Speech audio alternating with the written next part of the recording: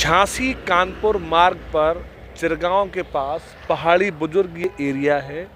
पहाड़ी बुजुर्ग उप स्वास्थ्य केंद्र के बाहर हम इस पर खड़े हुए हैं और इस पे आने वाला जो रास्ता है वो पूरी तरह से क्षतिग्रस्त है, टूटा पड़ा है। तो पहले तो यहाँ पर जो मरीज़ आते हैं उनको सामना करना पड़ता है इस टूट फूट का। इसके बाद शुरू होता है स्वास्थ्य केंद्र।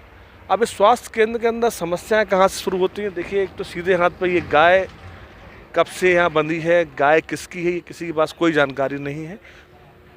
अब ये गाय यहाँ की घास एक सी कर रही है, अप्रत्यक्ष रूप से ये घास कटिंग का काम कर रही है ये गाय। अब बात आती है स्वास्थ्य केंद्र की बाउंड्री की।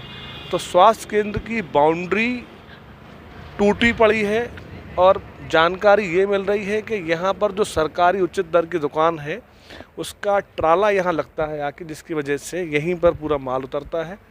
और आप भाई साहब कोटेदार हैं घर पे? आइए एक मिनट। ये भाई साहब नाम क्या है आपका? राम कृपाल।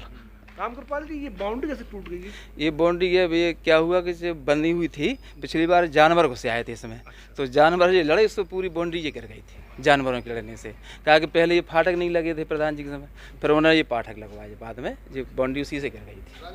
आपका और इनका दोनों का एक ही रास्ता है आने का? नहीं, ये तो एक ही रास्ता है इनका, जो विवाह घर है, विवाह घर है ये। और ये उनका आयुष्मान अस्पताल है ये। मतलब नहीं, ये निजी बिल्डिंग है? नहीं, निजी नहीं है ये। हाँ, ये सरकारी है। इसमें आप कब से था कि जो राष्ट्रीय खाद्य सुरक्षा लागू हो गया, उससे क्या है कि माल 3-3 बार इकट्ठा मिल रहा है, 4-4, 500 बोरी। तो इमरजेंसी के लिए एसडीएम साहब ने कहा था कि अभी रखे रहो, इसके बाद तो हमारा कोटा वहाँ सामने है। आपका कोटा सामने है। हाँ। और तो यहाँ इमरजेंसी पे के लिए जब माल नहीं बनता है, हाँ, तो इसमें रखेंगे। अच्छा, इसके अंदर तो कब से आप यहाँ पे काम कर रहे हैं भाई साहब? तो इसके पहले यहाँ कंट्रोल यहाँ नहीं थी? कंट्रोल यहाँ थे, सामने ही है ना, बस छोटी दुकान पड़ती है। अच्छा, छोटी पड़ती है, इस वजह से कहा कि आपकी माल 3-3 बार का बट रहा है जी। गेहूँ, चावल, चना, तेल, नमक सभी 3 बार माल बट रहा है इसमें।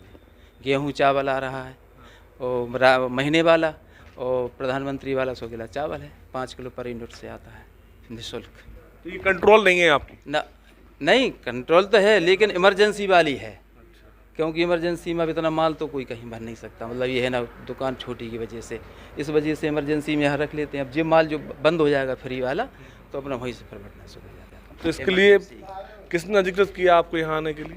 प्रधान जी ने, प्रधान, ग्राम प्रधान ने क्या कहा आपसे? कि अभी इमरजेंसी में जब तक नहीं है व्यवस्था तो अपना यहाँ कर लीजिए। वैसे यहाँ पे क्या है आम दिनों में? आम दिनों में विवाह घर है, शादियाँ जब होती हैं तो बारात रुकती है। शादी विवाह घर है ये, सरकारी? हाँ, पंचायत से है, सरकारी है। तो विवाह घर इन दिनों तब्दील है अघोषित कंट्रोल में। खैर, अब ये बात शुरू होती है बाउंड्री की। तो ये बाउंड्री टूटी पड़ी है, जानवर कभी लड़ गए थे। अब ये पहाड़ी बुजुर्ग का उप स्वास्थ्य केंद्र, ये देख के लगता है लॉक पड़ा है। खैर, कोई बात नहीं। अब बात आती है आयुष्मान भारत का बाहर बोर्ड लगा है, हेल्थ एंड वेलनेस सेंटर उप केंद्र पहाड़ी बुजुर्ग। ये काम कराया गया वर्ष 2020-21 में। योजना का नाम है स्वास्थ्य विभाग। कार्य की लागत 5,92,000 पूरा काम।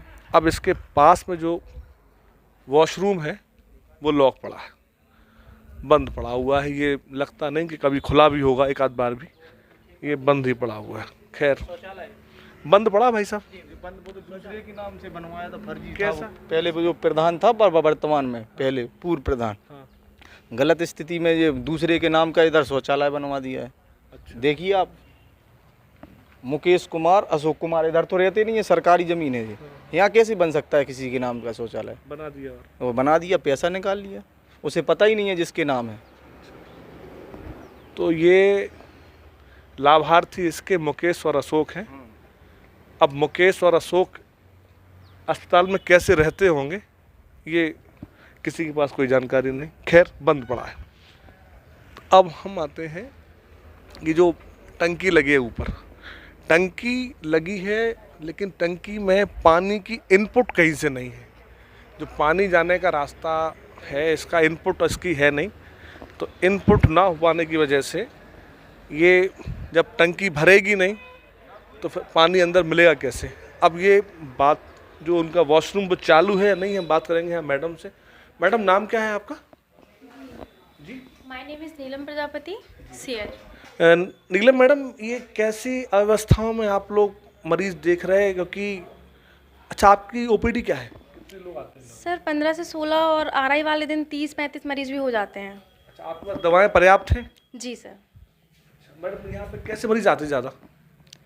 सब पेशेंट बुखार, खांसी और बीपी वाले भी मरीज आते हैं, एएनसी पेशेंट भी आते हैं, छोटे बच्चे भी आते हैं, सभी तरह के पेशेंट आते हैं। टाइमिंग क्या है आपकी? टाइमिंग 9 से 5। चलिए, ये बेहतर सूचना मिली कि यहाँ पर 9 से 5 ही मैडम बैठती हैं और मैडम के नाते यहाँ पर जो है मरीज़ भी काफ़ी आते हैं। 15-20 पर डे ओपीडी है, कभी कभी 30-30 है। लेकिन ये जो मैडम, ये बाथरूम चालू है आपका? बाथरूम चालू तो नहीं है क्योंकि पानी की व्यवस्था नहीं है, इसीलिए। ये बाथरूम चालू नहीं है और इसका फ़ायदा क्या हुआ ये समझना बड़ा मुश्किल है कि जब एक बाहर बना हुआ है बाथरूम, वो किसी के नाम का है, ये बना हुआ है अंदर, ये चालू नहीं है। ऐसी कंडीशन में लेकिन अच्छी बात ये कि यहाँ पर स्वास्थ्य सेवाएं बेहतर हैं, लेकिन अन्य सेवाएं पूरी तरह से डिसलोकेट हैं। झाड़ियाँ उगी हुई, हालांकि वो एक गाय लगा रखी है, वो गाय लगातार घास कटिंग करती जा रही है, एक सी घास होती जा रही है। ये बेहतर इंतज़ाम किया गया है यहाँ के प्रभारी द्वारा और ये पूरी व्यवस्था है। स्वास्थ्य सेवाएं ठीक है, लेकिन अन्य व्यवस्थाएं काफ़ी कमज़ोर। कुलदीप अवस्थी।